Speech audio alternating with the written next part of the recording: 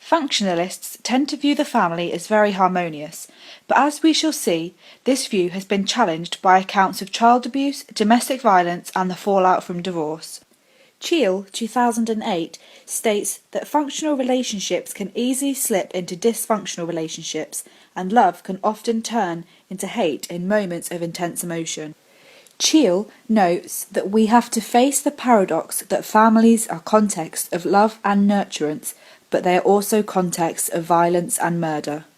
Functionalist analyses of the nuclear family are based on middle-class and American versions of family life. They consequently neglect other influences such as ethnicity, social class, or religion. For example, Parsons does not consider the fact that wealth or poverty may determine whether women stay at home to look after children or not. As Parsons wrote in the 1950s, many Western societies, including the UK, have become multicultural. Religious and ethnic subcultural differences may mean that Parsons' version of the family is no longer relevant in contemporary society. The Marxist critique.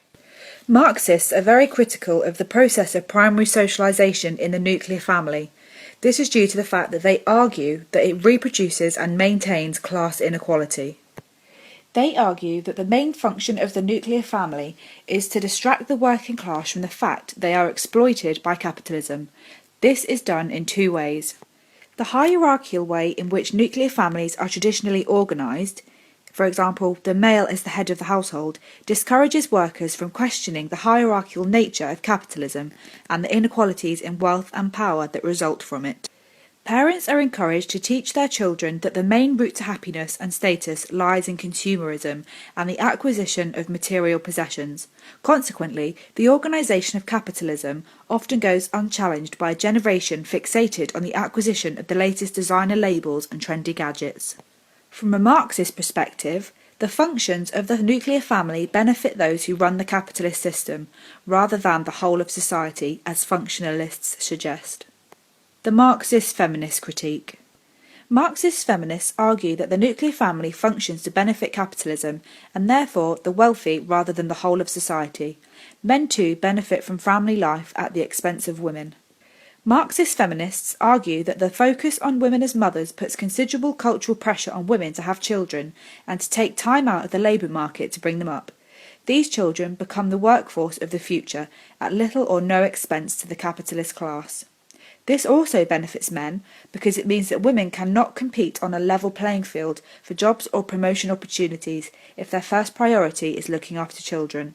Furthermore, it is argued that socialization of children ensures that the pattern of male dominance and female subordination, symbolized by men's traditional role as the main economic earner and household of the family, and the idea that women should primarily be responsible for children, is reproduced generation after generation. The radical feminist critique. Radical feminists argue that the nuclear family mainly functions to benefit men because gender role socialization results in males and females subscribing to a set of ideas that largely confirm male power and superiority. They argue that the nuclear family is the main arena in which patriarchal ideology is transmitted to children. This ideology encourages the notion that the sexual division of labour is natural and unchangeable. It also results in the exploitation of women because patriarchal ideology mainly views women as sexual objects when single and mothers/housewives when married.